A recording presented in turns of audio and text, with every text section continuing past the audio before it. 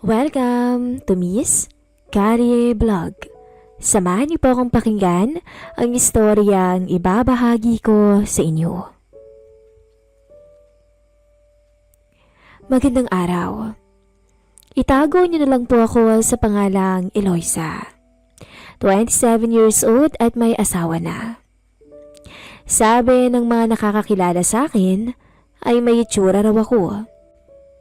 Maganda, maputi at kutis dalaga pa rin raw ako kahit na malapit nang mawala sa kalendaryo ang edad ko. Gayunman ay hindi naman ako pihikan pagdating sa lalaki. Kaya madali lang akong napasagot ng mister kong si Henry na hindi naman masasabing kagwapuhan talaga. Sa 3 taong pagsasama namin ng mister ko ay wala namang naging problema sa amin. Nanatili kaming nagkakaunawaan sa mga bagay-bagay. Mga bagay na gusto ko at mga gusto niya ay kanya-kanya naming nirerespeto. Maayos ang pagsasama namin ng asawa ko. Kaya masasabi kong swerte rin ako sa kanya dahil kaya niyang i-handle ang mga hindi namin pagkakaunawaan. At isa rin sa nagustuhan ko sa kanya ay ang pagiging masipag niya. Hindi sa trabaho, pati na rin sa pagtugon sa pangangailangan ko bilang asawa niya sa kama. Ngunit isang araw ay naisipan kong ipagtapat sa asawa ko na gusto ko nang bumukod. Dahil 2 taon na rin kaming nasa poder ng kanyang mamagulang. Hindi naman sa masama ang ugali nila. Katunayan nga ay mababait din sila sa akin. Yun nga lang, dumating sa puntong gusto ko na lang ding bumukod at magkaroon ng privacy ang buhay naming mag-asawa. At dahil maunawain ang mister ko, ay naging madali lang sa amin ang lumipat ng lugar. Nangyari ito 2019, nang tuluyan kaming bumukod ng asawa ko. Naghanap kami ng apartment na mura lang muna para doon magsimula at matutong mamuhay ng walang umaalalay na kahit sino. Nakahanap kami ni Henry ng apartment na napagitnaan ng 2 kwarto din. Sa unahan ay doon nakatira ang landlady na si Aling Wilma at ang asawa nitong si Goryo. Sa dulo naman, nakatira ang kilalang lasenggo at bad boy na si Greg. Dahil wala naman akong masyadong ginagawa, ay tinuon ko na lang ang oras ko sa pagpapaganda at pag-ehersisyo para mapanatiling maganda ang aking pangangatawan. Sinamahan ko pa ng tamang dieta at ehersisyo na lalong nagpa-sexy sa akin. Ginawa ko ang mga bagay na yun para maging proud sa akin si Henry. At syempre, para lagi siyang ganahan sa akin pag uwi niya. Lalo't nakakapagod din ang kanyang trabaho. Kahit sa ganung paraan man lang ay makabawi ako sa kanyang kasipagan. Ngunit isang araw, ay biglang naghalo ang emosyon ko nang may ibalita sa akin si Henry. Mahal, may magandang balita. Simula sa susunod na linggo, ibabase na nila ako sa Makati. Mas mataas ang sweldo doon kaysa dito sa probinsya. Saad nito. Pero mahal, paano naman yan? May iwan ako dito. Mag-uuwian ako, mahal. Siyempre hindi kita iiwan, lalo na sa gabi. 2 oras lang naman ang biyahe. Yun nga lang, medyo nakakapagod yun. Baka matagalan tayong makabuo ng baby niyan. Biro niya. Napakabiro mo talaga, Henry. Meron namang Sabado ng gabi. Off mo naman yun, di ba? Anytime naman ako eh. Basta ikaw, mahal. Sabay yakap niya sa akin. Baka may mga babae kang makilala dun ha. Ipagpalit mo ako. Ikaw pa ba? Wala na akong hahanapin pa, no? Halika sa kwarto muna tayo, mahal. Namiss kita eh. Matapos ang 1 linggong uwian galing sa trabaho ng mister ko, ay napansin ko bigla ang panlalamig niya sa akin. Iniisip ko na lang na marahil sa pagod na rin to sa biyahe, kaya inintindi ko na lang. Mahal, sabay tayong maligo mamaya? Aya ko kay Henry. Mahal naman, Minsan na lang ako makanood ng movies oh. Ikaw na lang muna. Mamaya na ako babawi sa'yo bago matulog. Napanguso na lang ako ng oras na yon. Dahil nakaramdam ako ng tampo. Hindi kasi ako sanay na tinatanggihan ako ng mister ko. Bahala ka. Sabi ko na lang at tumuloy na sa banyo. Pagdating ko sa banyo, ay agad kong binuksan ng shower. Ngunit hindi ko maintindihan ang sarili ko. Para bang may kulang. Parang may gustong sabihin ang pagkatao ko dahil sa uhaw na pumalot sa akin. Lalo tinanggihan ako ng mister ko ng gabing yun. Sa puntong yun, namalayan ko na lang na napahaplos ako sa leeg ko pa ibaba. Hanggang sa mapapikit na lang ako ng tuluyan. Pero hindi ko alam na may nakamasid na pala sa akin ng mga oras na yun mula sa bintana ng aming CR. Anino lang ang naaninag ko, pero sigurado ko sa narinig kong kaluskos. Nagising ako ng 10 oras na ng gabi dahil sa alinsangan at init ang paligid. Naisipan kong lumabas ng kwarto at pumunta sa kusina at uminom ng malamig na tubig. Maya-maya ay lumabas muna ako ng apartment para magpahangin sa labas. Mula sa ikalawang palapag, napalingon ako sa ibaba kung saan nakalagay ang aming mga pananim. Nagulat ako nang makita ang lasing na si Greg na nagbabawas ng pantog sa aking mga pananim na sili. Pero imbis na magalit ako, ay tila natulala na lang ako at namangha sa kanya. Ayaw kong mang-aminin, pero alam kong higit na nakalalamang si Greg sa aking asawa. Alam kong mali pero bigla akong na-excite at naghangad na sana kahit minsan ay makakatabi ko siya sa kama. Pero sa kaisipan kong yun, ay bigla rin akong napailing nang mahimasmasan ako sa katotohanang kabaliwan ng aking naiisip. Gusto ko siyang sawayin ang oras na yun. Pero ayoko namang malaman niya na nahuli ko siya sa ganoong akto. Naningkit na lang ang mga mata ko sa inis. Bukas ka sa akin. Sambit ko sa sarili ko. Nang gabing yun, ay nahirapan akong matulog dahil sa nangyari. Kinaumagahan ay maaga akong namalengke. Sumabay ako sa mister ko at bumaba sa bandang palengke. Mahal, dito na ako, mag-iingat ka ha? Sabi ko. Sige mahal, ikaw din.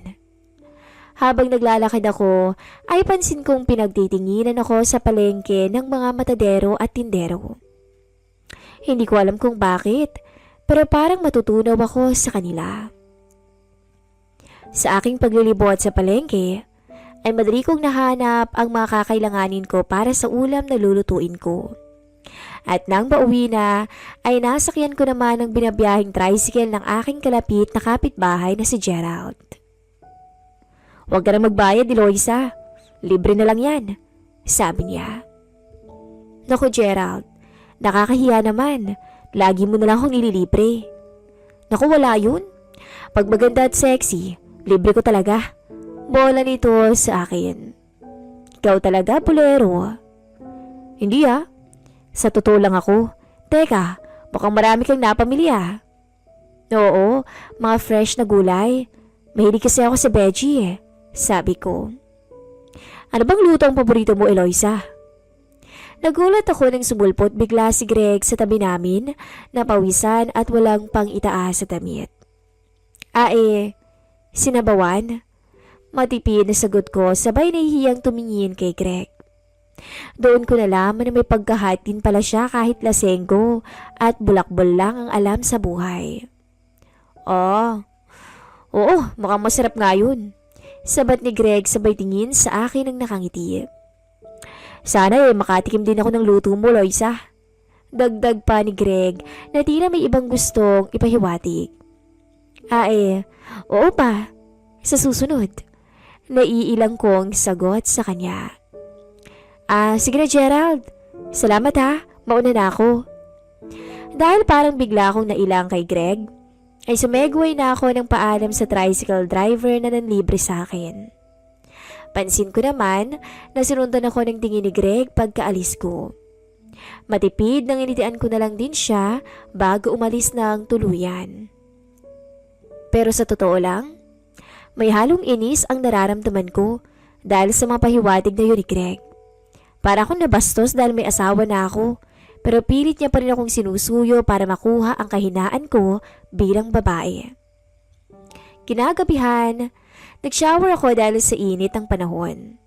Lalo na't kulob sa apartment. Kakaunti lamang ang mabintana, kaya mapipilitan talaga kahit sino na mag-shower tuwing gabi. Lalo na sa katulad kong maarte sa sarili. Ayaw na ayaw ko yung natutulog na hindi fresh ang pakiramdam. Maya-maya ay nagulat ako sa malakas na pagkatok. Agad kong binuksan sa pag-aakalang dumating na ang asawa ko. Pero muli ako nagulat nang mabungaran ko si Greg sa aming pintuan. Tila pawisan na naman ang 39 anyos na lalaki. Hindi ko alam kung may pamilya ba siya o sadyang wala dahil may pagka-bad boy talaga ang dating niya. Anong kailangan mo? Masungit na tono ko. Ay, pwede bang makahingi ng ulam? Sabay ngiti nito sa akin na akala mo'y namumwisit. O sige, magantay ka dyan, magbibihis lang ako. Kahit na ayaw ko siyang bigyan, ay nakisama na lang ako bilang kapitbahay ng loko-lokong yun. Pero alam ko sa sarili kong iba ang pakay ni Greg. Kaya maingat akong bumalik sa loob at dali-daling nag-ayos ng sarili. Tsaka nagsandok ng ulam para ibigay sa kanya at para na rin lumubay na siya. Habang nagsasandok ako sa kusina, ay nagulat na lang ako nang biglang may yumakap mula sa aking likuran. At sa puntong yon, alam kong si Greg yun. Pero hindi ko maintindihan ang aking sarili kung bakit hindi ko sinara ang pinto ng bahay at nilak kahit pa alam kong may iba na siyang pakay sa akin. At sa puntong yon, inaamin kong nawala ako sa sarili ko at hinayaan lang si Greg. Lalo na nung unti-unting bumaba ang yapos ni Greg sa aking bewang. Hanggang sa maitaas niya ng tuluyan ang aking duster. Sa oras na yon, alam kong wala nang atrasan pa. Alam ko sa sarili kong hindi ko kayang umatras pa sa sitwasyon na meron ako. Maya-maya ay namalayan ko na lang ang sarili ko na nakahiga na sa sahig. Kasama ang lasenggong si Greg na tuwang-tuwa at halos mabaliw sa akin. Wala akong nagawa kundi mapapikit na lamang. Ayoko mang aminin, pero nawala rin ako sa katinuan ng mga oras na yun. At tila nag-enjoy din sa sitwasyon na minsan ay hindi ko inakalang magkakatotoo. Doon ko napagtanto na mahirap pala talagang umiwas sa sinasabi nilang kasalanan at bawal. Saksi ang mga kagamitan sa kusina sa nagawa kong pagtataksil sa aking mister. Hindi ko akalaing hindi man lang ako tumutol. At agad na lang sinuko ang sarili sa isang taong hindi ko naman lubos na kilala. Nang tumagal ay halos yakapin ko na rin si Greg. Hindi ko akalaing mahihigpitan pa niya o mahihigitan pa niya ang aking asawa pagdating sa kama. Hanggang sa tuluyang nahimasmasan kaming dalawa nang tuluyan na kaming makontento sa isa't isa. Ako naman ay agad kinabahan at nagmamadring nag-ayos ng sarili. Greg? Nagulat kaming dalawa ni Greg nang maabutan kami ni Henry sa pintuan ng aming apartment. Uy, boss! Nahingila ako ng ulam kay Eloisa. Sige, alis na ako ha. Salamat ha. Aligagang sabi nito si mister ko. Tila naguluhan si Henry sa eksenang nadatnan. At hindi ko na alam kung naghinala ba siya o hindi. Okay ka lang ba, mahal? Ba't mo ba natuloy yun dito? Sabi pa niya. Nangihingi kasi siya ng ulam eh. Naya naman akong di siya pataluhin kanina at niluluto ko pa yung pagkain. Pagsisinungaling ko na lamang. Sobrang kaba ko ng oras na yun. Sa isang pagkakamali ko lamang ay maaaring masira ang buhay mag-asawa namin ni Henry. Mabuti na lang at umayon pa sa akin ang panahon at hindi na muling mauulit pa ang nangyari. Pero sa tuwing nagkakasalubong kami ng lasing na si Greg, ay kakaibang ngiti pa rin ang binubungad niya sa akin. Mabuti na lang at kahit masagulero, ay alam pa rin niya ang limitasyon niya at hindi niya naisip na ipagsabi sa iba ang nangyari sa amin.